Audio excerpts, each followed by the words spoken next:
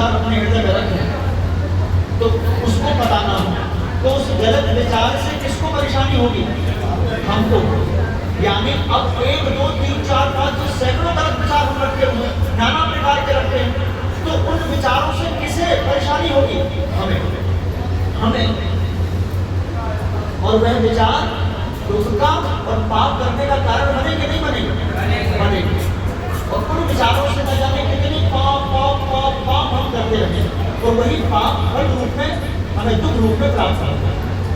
तो ऐसे दुख से युक्त जीवन जीने से अच्छा है कि उन विचारों को जो हमारे लिए भविष्य में पाप का कारण बनने वाले हैं उनको नष्ट कर दिया जाए। उन विचारों को ही नष्ट कर दिया जाए जो पाप का रूप धारण करने वाले हैं, उनको नष्ट कर दिया जाए। अब बताइए, हृदय तक पहुंचने की कोई युक्ति है? क्योंकि विचार तो हृदय में है, हृदय तक पहुंचने का कोई साधन है? कोई ऐसी यंत्र मशीन इत्यादि नहीं, सिर्फ भगवान का नाम और भगवान की कथा, ये 2 ही साधन है। अब विचार तो नित्य प्रकट होते हैं, तो अर्थ ये हुआ नित्य मतलब प्रतिदिन हमें अपने दूषित विचारों को साफ करने के लिए आधा घंटा हरिनाम करना चाहिए, नित्य आधा घंटा कथा सुननी चाहिए। और ये जो युवा नॉनसेंस है, जिन्हें सेंस नहीं है, इनके जीवन का उद्देश्य पाप करना ही है, इनको भी कान पकड़ के हरिनाम में स्नान कराना चाहिए, कान पकड़ के हरि कथा में लेकर आना चाहिए।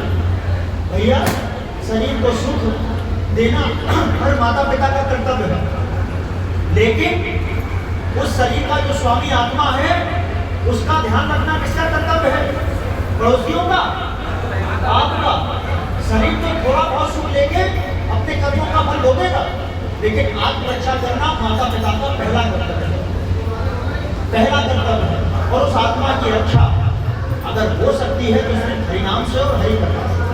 इसलिए आप अपना और अपनों का अगर किसी भी रूप में हित चाहते हैं तो भैया कहीं आए जाए ना, कोई बात नहीं, अपने घर में ही प्रतिदिन परिवार के साथ बैठ के हरिनाम करें और कोई एक गीता भागवत रामचरितमानस को लेकर उसका पाठ करें। इससे क्या होगा?